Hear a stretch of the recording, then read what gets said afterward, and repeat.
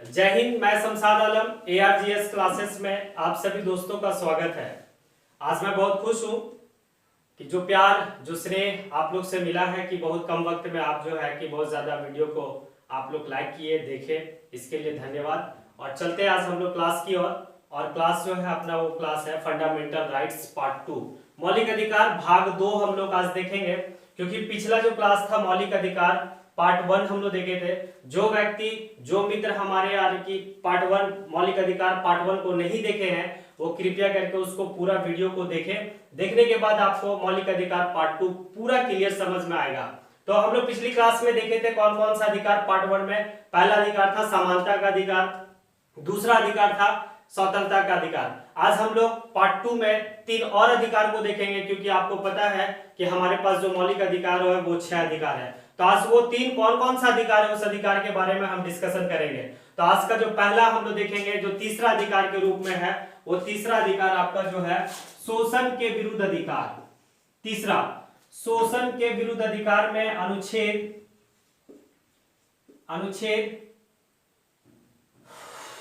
23 से 24। आज हम लोग देखेंगे कि शोषण के विरुद्ध जो अधिकार मिला है मौलिक अधिकार में वो कौन कौन सा अधिकार है हमारे पास।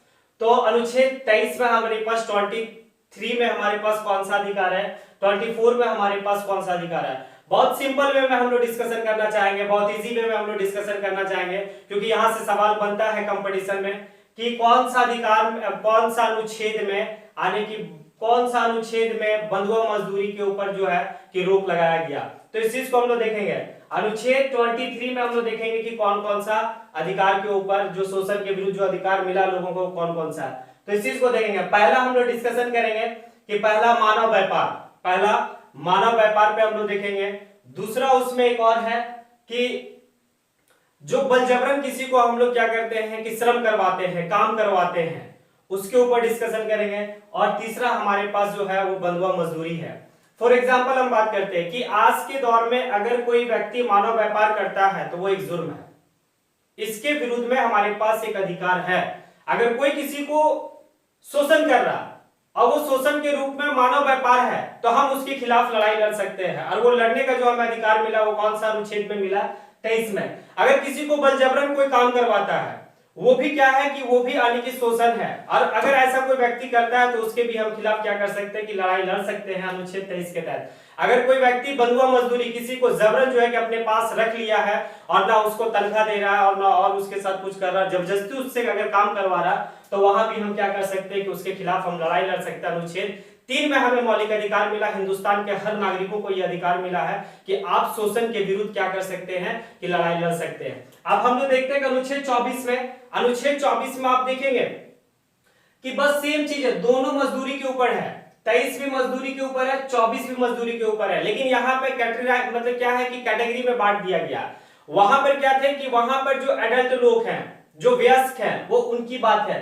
यहां पर जो है कि अनुच्छेद 24 में किसकी बात है, अनुच्छेद 24 में जो बात है वो है 14 साल से नीचे के बच्चे की बात कर रहे हैं। आप लोग देखते होंगे कि कोई कल कारखाना में बहुत ऐसा लोग है जो 14 साल से कम बच्चे से काम करवा रहा है। आप लोग को एक हम झारखंड, बिहार, उत्तर प्रदेश में हम लोग देखेंगे कि जब चाय की दुकान में जाते हैं तो कुछ छुटुआ लोग दिखते हैं जिनको हम लोग कहते हैं कि छोटू चाय लाओ। उनकी उम्र क्या होती है, उनकी उम्र किसी का 9 साल, किसी का 10 साल। अगर कोई दुकान का मालिक, अगर कोई कारखाना का मालिक अगर किसी 14 साल से कम के बच्चे को अगर वो क्या करता है, कोई काम करवाता है, तो वो कानूनन अपराध है।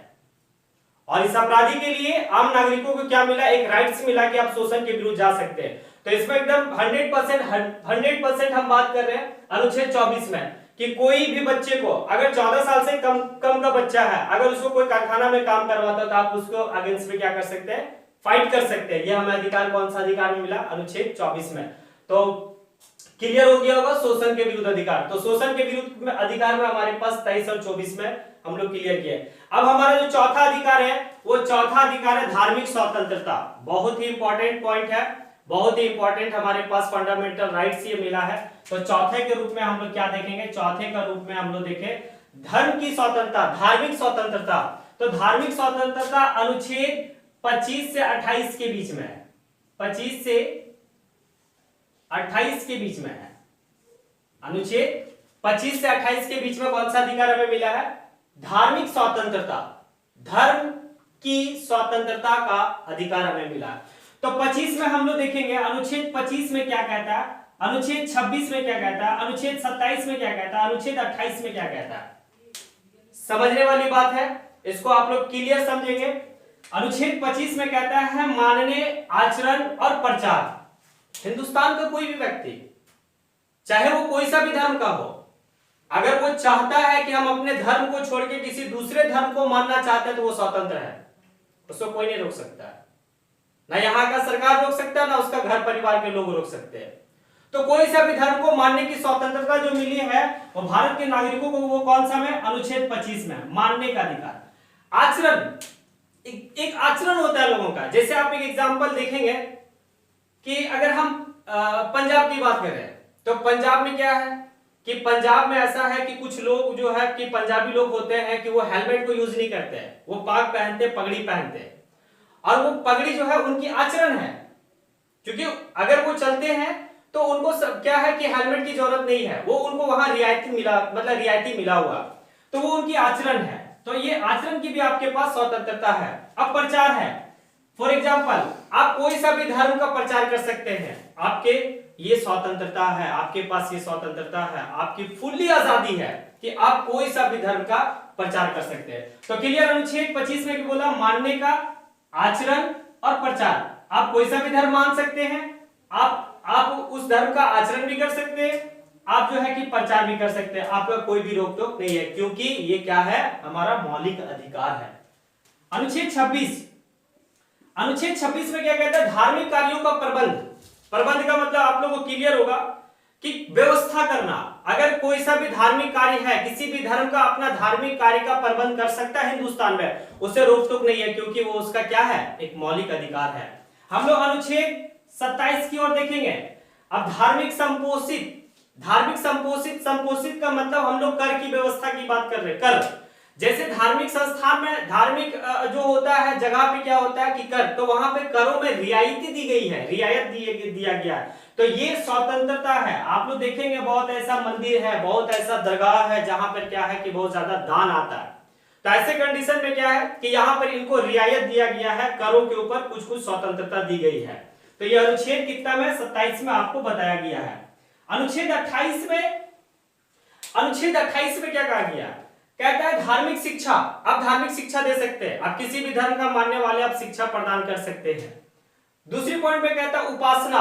हम उपासना पे भी बात कर सकते हैं, यानी कि विकास की हम बात कर सकते हैं कि कैसे हमको विकास करना अपने धर्म का, हम वहां पे भी। और तीसरा में उपस्थित, यानी कि किसी भी जगह पे हम उपस्थित हो सकते हैं, सभा में उपस्थित हो सकते हैं, धार्मिक सभा में। तो यहां पे हम 28 में बात की धार्मिक शिक्षा, दूसरा में धार्मिक उपासना, तीसरा में उपस्थित। तो क्लियर, यहां पे ये बात समझ में आ गया होगा कि धार्मिक स्वतंत्रता में हमें कौन कौन सा अधिकार मिला है। 25 में मानने का, 26 में प्रबंधन का, 27 में आपका कर का, और 28 में क्या है कि आपका धार्मिक उपासना, उपस्थित, धार्मिक शिक्षा के बारे में ये बताया गया। अब हम लोग चलेंगे तीसरा की ओर, मतलब अब आपका पांचवा जो अधिकार है हमारा, क्योंकि हम लोग अगर ऑर्डर वाइज अगर देखें तो पहला हमारे पास था कौन सा? समता का अधिकार, दूसरा हमारा स्वतंत्रता का अधिकार, तीसरा हमारा शोषण के विरुद्ध अधिकार, चौथा हमारा धार्मिक स्वतंत्रता, अब पांचवा हमारा जो है सांस्कृतिक और शिक्षा संबंधी अधिकार। सांस्कृतिक और शिक्षा संबंधी अधिकार अनुच्छेद 29 और 30 में रखा गया है, अनुच्छेद 29 और 30 में रखा गया है। तो इस चीज को हम लोग देखेंगे, अनुच्छेद 29 और 30 में रखा गया कौन सा? सांस्कृतिक और शिक्षा संबंधी अधिकार। अब देखिए ये जो अधिकार है, ये अधिकार किनको दिया गया? हिंदुस्तान में कुछ ऐसे वर्ग के लोग हैं जिनको हम अल्पसंख्यक कहते हैं, वो अल्पसंख्यक वाले लोगों को यह अधिकार खुली रूप से मिला हुआ है। बहुसंख्यक की हम बात नहीं कर रहे, अल्पसंख्यक। अब क्या कह रहा है कि अल्पसंख्यक वर्गों के विकास, इनका जो सांस्कृतिक है, इनकी जो पहचान है, उनका विकास करने के लिए उनको क्या है कि एक छूट दिया गया, एक अधिकार दिया गया। किनको? अल्पसंख्यक वर्गों को। 29 में बोला अल्पसंख्यक वर्गों का विकास, वो वहां पे विकास अपना कर सकता है, अपना जो है कि धार्मिक, सांस्कृतिक, ये क्या है, इसकी विकास वो कर सकता है, उसके पास एक मौलिक अधिकार है, वो अल्पसंख्यक वर्ग के लोगों का। अनुच्छेद 30 में क्या कहता है, अल्पसंख्यक, यहां भी अल्पसंख्यक है, 29 में भी अल्पसंख्यक और 30 में भी क्या है, अल्पसंख्यक। अब ये अल्पसंख्यक क्या कहता है कि शिक्षण संस्थाओं की स्थापना, अल्पसंख्यक वर्गों को शिक्षण संस्थान की स्थापना करने का उनको अधिकार मिला हुआ है। जैसे ईसाई लोग अपने, मुस्लिम लोग अपने क्या करते हैं कि वो लोग अपने शिक्षण संस्थान अलग रूप से वो लोग क्या करते हैं कि अपने धर्म के बारे में, अपने संस्कृति के बारे में वो लोग क्या है कि अब शिक्षण संस्थान से ही लोगों को क्या करते हैं कि उनको अपना बचाता है कि मेरा धार्मिक और हमारा जो है कि शिक्षण संस्थान में क्या क्या है, चाहे फिर हम कह सकते हैं कि हमारा संस्कृति क्या है, उस चीज को बचाने का काम शिक्षण संस्थान से ही है। तो ये जो दो अधिकार है ये सिर्फ किनके लिए है, ये सिर्फ है वो अल्पसंख्यक वर्गों के लिए है। तो आज हमारे पास हम 3 अधिकार को और देखें पार्ट 2 में।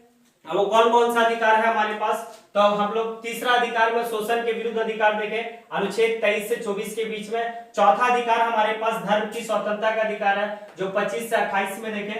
और हम लोग जो पांचवा अधिकार के रूप में देखें, वो पांचवा अधिकार हमारा जो है वो कौन सा है, पांचवा अधिकार हमारा जो है वो है सांस्कृतिक और शिक्षा संबंधी अधिकार 29 और 30 के बीच में। अब हमारे पास एक अधिकार और बचा हुआ है जो अंतिम अधिकार है, और वो अधिकार है आपका संवैधानिक उपचारों का अधिकार।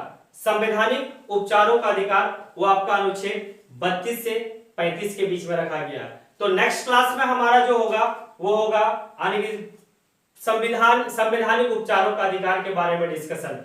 कुछ पॉइंट पे हम डिस्कशन और करना चाहेंगे कि कुछ पिछली क्लास में कुछ छूटा हुआ, तो आप लोग इसका स्क्रीनशॉट ले लें तो हम डिस्कशन आगे कर सकते हैं। देखते हैं कि स्टार्टिंग पार्ट 1 में हमारा एक चीज छूटा हुआ था, और छूटा हुआ क्या, कंपटीशन के हिसाब से उसको पूछा नहीं जाता है, लेकिन कमेंट बॉक्स में कुछ लोग का था कि सर अनुच्छेद 12 और अनुच्छेद 13 के बारे में आप डिस्कस थोड़ा सा कर दें। तो मुझे लगा कि डिस्कस कर लेना चाहिए, तो मैं डिस्कस कर देता हूं। क्योंकि अनुच्छेद मौलिक अधिकार अनुच्छेद 12 और 35 के बीच में है, तो समता का अधिकार जो स्टार्ट होता है वो 14 से स्टार्ट होता है, 14, 15, 16, 17, 18। लेकिन यहां पे 12 और 13, अनुच्छेद 12 और 13 पे हम लोग को डिस्कशन करना है। अनुच्छेद 12, अनुच्छेद 13। 12 में राज्य शब्द का उल्लेख है, राज्य शब्द। अब यहां पे हम लोग क्या है कि एससी और एचसी की बात करेंगे। ये SC supreme court, HC high court. और पूरे आर्टिकल में सबसे ज्यादा इंपॉर्टेंट आर्टिकल हमारे पास है 13। ये इसमें क्या बोला, 12 में राज्य शब्द का उल्लेख किया गया है। राज्य शब्द का, वो राज्य शब्द नहीं जो आप राज्य समझ रहे हैं, जो स्टेट आप समझते हैं, वो नहीं। यहां पे जो है कि आर्टिकल 12 में जो राज्य शब्द का उल्लेख है, वो राज्य का मतलब होता है संस्था। जो संस्था, चाहे वो सरकारी संस्था हो या गैर सरकारी संस्था हो। जैसे आप बीसीसीआई को एक संस्था है, उसको हम लोग राज्य कह सकते हैं। अब क्या है कि कोई संस्था, बात समझिएगा, संस्था यहां समझ में आ गया, राज्य शब्द यहां समझ में आ गया। संस्था, ये संस्था को हम लोग राज्य शब्द का उल्लेख है, वो राज्य नहीं जो स्टेट में। जैसे हम बात कर सकते हैं कि आप कौन सा राज्य में, हम झारखंड राज्य में, कोई उत्तर प्रदेश का राज्य में, वो राज्य के शब्द का यहाँ पे उल्लेख नहीं, अनुच्छेद 12 में नहीं है। अनुच्छेद 12 के अनुकूल अगर हम बात करेंगे तो राज्य शब्द का मतलब होता है संस्था। जैसे हम लोग निर्वाचन आयोग एक संस्था है, बीसीसीआई एक संस्था है, ठीक है। तो ऐसे कंडीशन में अगर कोई संस्था, बात समझिए, अगर कोई संस्था हमारे मौलिक अधिकार को, हमारा फंडामेंटल राइट्स को अगर वो अल्पीकरण करता है, अल्पीकरण का मतलब छोटा करता है या संकीर्ण करता है, हमारा फंडामेंटल राइट्स को छोटा कर दिया या हमारा फंडामेंटल राइट्स को छीनने का काम करता है, तो अनुच्छेद 13 के तहत ही हम सुप्रीम कोर्ट और हाई कोर्ट में लड़ाई लड़ेंगे। क्लियर है बात समझ में? अगर कोई संस्था, जैसे हमारे पास एक आरटीआई, राइट टू इंफॉर्मेशन 2005 में एक हमारे पास अधिकार मिला, जो अनुच्छेद 19 का काम है, क्या कर दिया गया, जोड़ा गया। तो आज अगर सपोज कि अगर हम बात करें कि हम बीसीसीआई को एक आरटीआई डालते हैं कि आप आरटीआई के तहत पूरा साल मतलब 2019 का पूरा लेखा जोखा आप मेरे पास प्रस्तुत करें। अगर वो ये मेरा अधिकार है, ये मेरा मौलिक अधिकार है, और अगर वो मेरा मौलिक अधिकार को क्या करता है, अगर हनन करता है या मेरा मौलिक अधिकार को अल्पीकरण करता है, छोटा करता है, तो हम आर्टिकल 13 के तहत हम क्या करेंगे, सुप्रीम कोर्ट और हाई कोर्ट में जाके क्या कर सकते हैं, याचिका दायर कर सकते हैं। क्लियर? यहां तक बात समझ में आ गई? एक पॉइंट और छूटा हुआ था, एक और कोई मित्र था जो इस बात को कहे थे कि सर 21 और 22 का क्या था, तो 21 और 22 एक चीज आपको क्लियर बता दे रहे कि अनुच्छेद 21 और अनुच्छेद 22 की हम बात कर रहे हैं। तो अनुच्छेद 20 और 21, 22 नहीं, 20 और 21, अनुच्छेद 20 अनुच्छेद 21 दो एक ऐसा अधिकार है। फॉर एग्जाम्पल हम एक एग्जाम्पल देना चाहते हैं आपको कि अगर हिंदुस्तान में आपातकाल लग गया, इमरजेंसी लग गया, तो आपका जितना भी अधिकार है, 6 अधिकार, वो सारा अधिकार आपका समाप्त हो जाएगा।